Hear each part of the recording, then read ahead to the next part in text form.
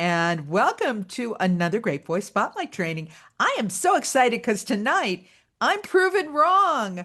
I've been saying for years there's only four ways to get voiceover jobs, and my wonderful assistant, Selena Matreger, who's my co host tonight. Hi, Selena, in California. She's in San Hi, Diego. Susan. Hi there. So Selena's like, wait a minute, there's a fifth way. And I'm like, there is? Yeah. And I'm booking work on it. So I said, well, we got to do a flash training and talk all about it tonight. So let me just give I mean, there's 123 people online, 125. So I can't say hi to you all by name, but it's from my heart. Hello and welcome. So nice to have all of you here. And I'm really excited about what we're about to talk about tonight. So let me get the show on the road here. Slideshow, play from the start. So yeah, there's a hidden secret fifth way to get voiceover jobs. That's our topic tonight. And let's get right into it. But I want to remind you to turn your phone off. Let me see, make sure mine is off. Yes, it is silent. So do that. So, oh, come on, hold for silent. There we go. Keep your phone off, keep it out of the way so you're not distracted by texts and chats, and you can give us your full, undivided attention. Because this is a spotlight training about the surprising discovery of the fifth way to get voiceover jobs. And this is great for you, even if you're brand new, because I know there's probably lots of brand new people on the line tonight. And if this is your first time on one of our skills spotlight trainings, would you come in the chat and type, "That's me"? And hi, Deborah Pryor is our We've one of our got talent we've advisors. got Amanda. Yes, hi, on Cody. Amanda and Oh, Charles. That's Donna over there in Magnolia, mhm. Texas, and Kat and Oh, Seth and Andrea. We just met Stephen this week in our VO First Steps. It's great, Stephen. Thanks for being here. Rod Jenkins. Hi, Rod. Carlos. Joe. Nice to meet you. Welcome, guys. Okay. So this is for you. If the performance part of voiceover is making you a little nervous, even though it's not, it's supposed to be fun. No, don't worry. We have cured the worst cases of mic fright. And it's for you if you're interested in maybe doing video games and character voices, but you don't know how to get started if you're brand new. So stay tuned for a surprising low risk way to get your first or your next voiceover job. And you know what? You even have a new beginner voiceover advantage because there's a place where beginners can go to audition where seasoned pros rarely go, and you can book the job. But if you still need a proven way to get your foot on the door, discover how to do that tonight. You're in the right place. So I know there's new people on the line. I'll just real quick introduce myself. I'm Susan Berkley. I am the signature voice of Citibank. I was the voice of AT&T for many years. I come from a radio background. I was even on the Howard Stern show for a while. I was his traffic reporter back in the day, but I am a working professional voice talent. I do voiceovers every single day, and I've done it for decades. And I founded greatvoice.com to help you get started in this wonderful business. And we have succeeded with our team. I'm just so thrilled to have such a great group of folks supporting us and you working to help you be successful as we've done for over 30 years. I've written a few books. You probably have my book, Voiceover Secrets Exposed. I wrote a book called Speak to Influence, and I have been featured in major media like the New York Times, CNBC, and ABC News. And Selena over there in San Diego is my wonderful marketing assistant. Go like this, Selena. She is she's spotlighted there. So she is the producer of the Great Voice podcast, which if you haven't heard it yet, you should, Yes. because in the podcast, I interview two community members in each episode, and I actually coach them. I can do an in-depth coaching, so when you listen, it's like getting a master class. It's a lot of fun. So Selena's my wonderful marketing assistant, and she is a voiceover artist located in San Diego, and she is the event voice for Black Horizon Brewing. and her work spans social media promos, commercial, e-learning with a focus on video games and animation, Selena. So you're the perfect person to tell us all about the Casting Call Club. So here's the podcast. Again, it's everywhere. Please go subscribe to it, like it, comment. It's available on every single podcast platform. Weakvoicepodcast.com. I just dropped it in the chat. Oh, great. Thanks, Donna. It's wonderful. So, on tonight's spotlight training, you're going to discover the surprising fifth way to get voiceover jobs. Even I didn't know about this until a short time ago. Why it's smart to plant your flag on a totally free casting site you've probably never heard of. How to get your start in audio dramas, webtoons, and fan dubs. And Selena's going to explain to us what those are, and where to meet emerging content creators who can hire you for ground floor opportunities. Sound good? Come in the chat. Give me a thumbs up. Say yes. John goes yes. Lisa says bring it on. So does Claudette. All right. And Susan and Valerie and Corey, let's go. All right. So here are the ways to get voiceover jobs. Auditions, through an agent, through the pay to play sites, voices.com, Voice123, and all the others, or by referrals from friends.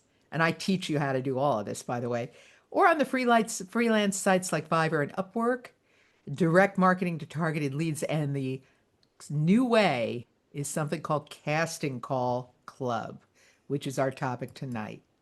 So this is for you if you want to develop character voices, and you should, by the way, because characters are not necessarily wacky voices. If you've done any listening to, adult cartoons lately, you know that the voice actors are basically playing themselves, but with their acting. But the voice itself is their natural speaking voice. How to build voiceover business skills with actual clients in a low risk setting. Explore new styles, accents, and genres. Investigate video games, animation, fan dubs, which is the coolest thing in the world. Selena's going to tell. Selena, have you been in a fan dub? I have. Not many, but I have done a fan dub or two. Okay, so we're going to explain what that is, and as well as audio dramas. I mean, imagine what. Well, I mean, I got to tell everybody right now what that is. So, for example, Star Trek fans, they actually redub episodes, right? Yeah. They'll redub the episodes either word for word or they'll reimagine them and like animate them. It's very cool. Which Very ones? creative people. Wow, which one did you do, or which ones? I did an animation one, like they kind of remade Lord of the Rings, like a scene from Lord of the Rings. Oh, wow. How fun. What character did you play? I was a dwarf. You're a dwarf. Okay, why not? That is so cool. Well, we'll talk more about that in a minute. And this helps you build a strong character portfolio, which is really important, even for audiobooks, which I know a lot of people want to do. So, what is Casting Call Club?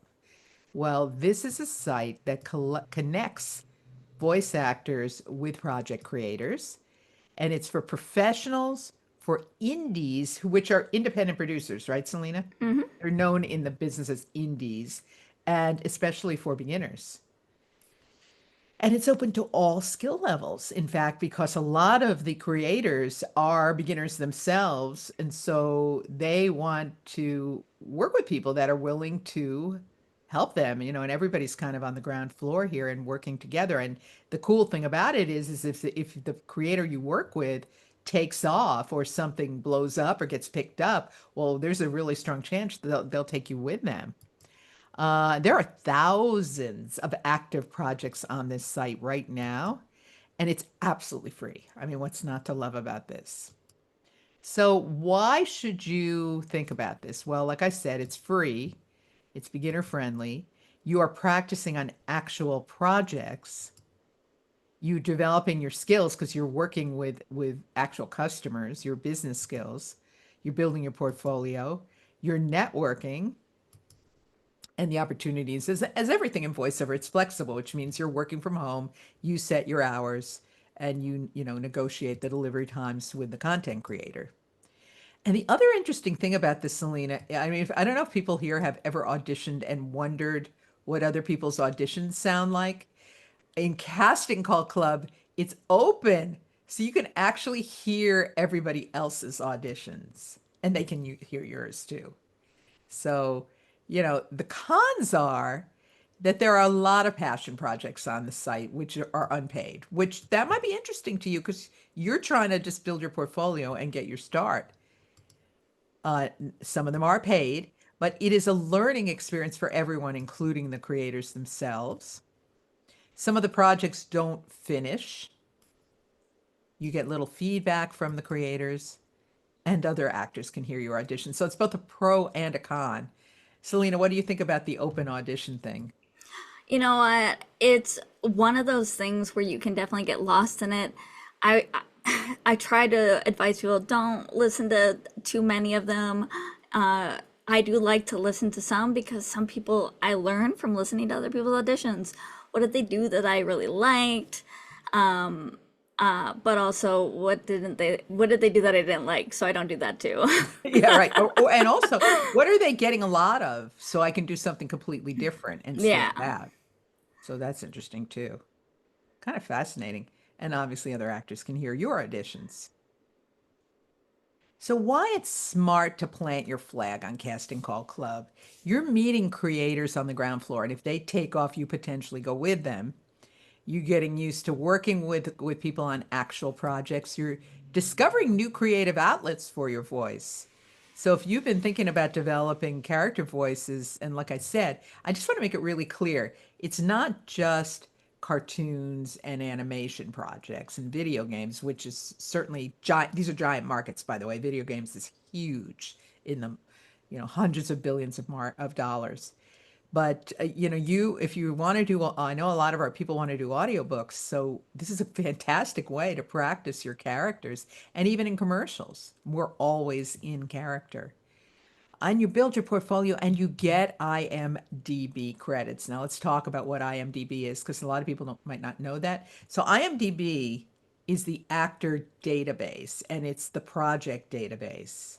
So and you can get the more credits you have there, the higher your rankings and the better it looks to agents and casting directors. So everybody's on IMDb. Any famous actor, any unfamous actor, unknown, everybody's there. It's the central place. Selena, you want to say something else about IMDb?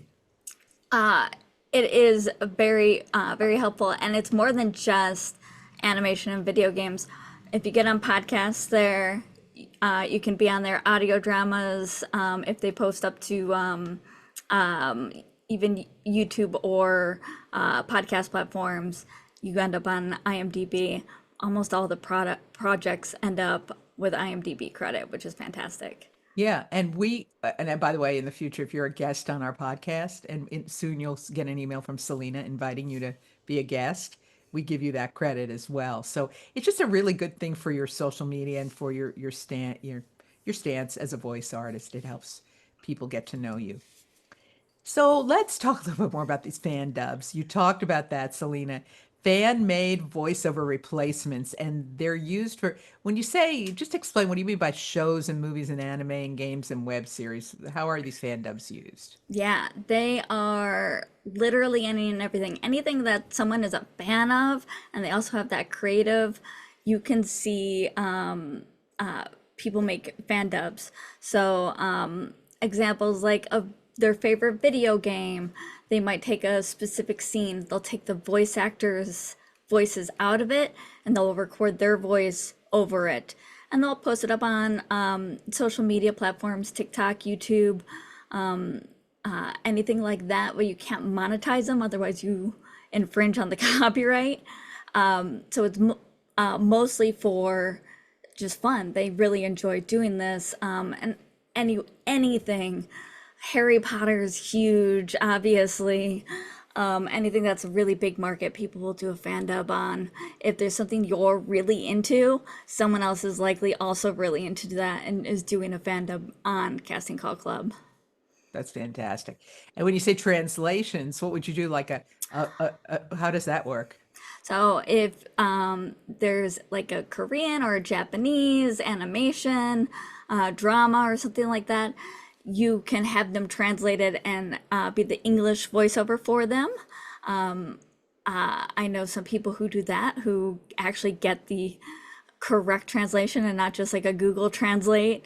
They find someone to really translate the like scenes and whatnot, and they're not usually hugely long. They're anywhere from like a couple minutes to 10 minutes, and they'll do a full translation of like a little mini scene in something. I mean, it's all fantastic practice, and it Yeah. really helps build practice confidence. And you just never know because you're out there. You could get discovered. I mean, they might maybe when they actually reshoot, take something into another country, maybe you could get the job. Who knows? Or And you from can comes here from another country, right, Selena? exactly, and you get to make choices too, because even though yes they exist and you have a reference point for how they said what they said, doesn't mean that's the only way to say it. That's interesting. It's really a creative thing. Yeah. Okay. So now we've got webtoons. Now, what are webtoons? Webtoons are basically like moving comics. So they're very popular now. So instead of having the paper comic books in comic book stores, they do it online, and it's like almost like scrolling through a PDF, but it's just a comic. And what they're very popular, and a lot of fans will then take these digital comic books and create cast voiceover actors to play these characters and create a moving version of that comic book. Wow. That's Yeah. so cool. Yeah, it really, and it brings the story to life, and there's huge reactions online. I've done a excuse me, I've done a lot of these actually. People who are big fans of those comics get really happy when they get to hear their act, like the voice of their favorite characters. It's really Wow. fun to see the reaction from people who really love that specific thing, even though I don't read them. Obviously I read them to do this. It's not a thing that I went out to do normally, but I loved the interaction from people responding to my acting. That's so fun. What are the ones you did? I did one called The Mafia Nanny, The Mafia Nanny. and it was a nanny who was hired to take care of the son of a mafia man, and she, was in charge of protecting him, but she was like, one of those like James Bond people, like she can do all the fighting and whatnot. I didn't play her; I played her headmistress. And then Sable Curse was someone whose arm was cursed, and she had to go on a bunch of adventures to find the person who originally cursed her. That one went on for a long time, but I only played in a couple. I played a character in the first few episodes, but it was fun. Yeah, it sounds like it. Sounds like it. Okay, so then we have audio dramas. Now tell us what these are. Audio dramas are so fun. So they're huge right now. Audio dramas is like the old timey radio stories. Like you would sit around and listen to the radio, but now it's just through a podcast usually. But it is dramatic. It's a full story in an episode usually. Sometimes they're serialized, so you can get several episodes out of them, and they are fully directed. They've got full cast of voiceover artists. They got the music, they got the sound effects. It's listening to a movie. Wow. Have you done any of those? I have, yes. Oh, cool. There, that's one of my big things right now. I got a couple coming out pretty soon on a podcast called Cold Reads Hot Takes. Cold reads and hot takes. That's great. Well, so, and as you're saying this, I'm thinking that if you, this is a great thing to tell people about. So if you're on LinkedIn and you have a feed on LinkedIn, you say, "Hey, listen to this new audio drama that I did. I'm in it." It's just great to promote yourself in all Absolutely. ways. It's Yeah. wonderful and fun. fun stuff, Yes. interesting things that people would want to listen to. Because a lot of people go, well, I don't know what to say on social media. I don't know what to do. But like you say, Selena, it's like you're building your portfolio of performances that you're doing.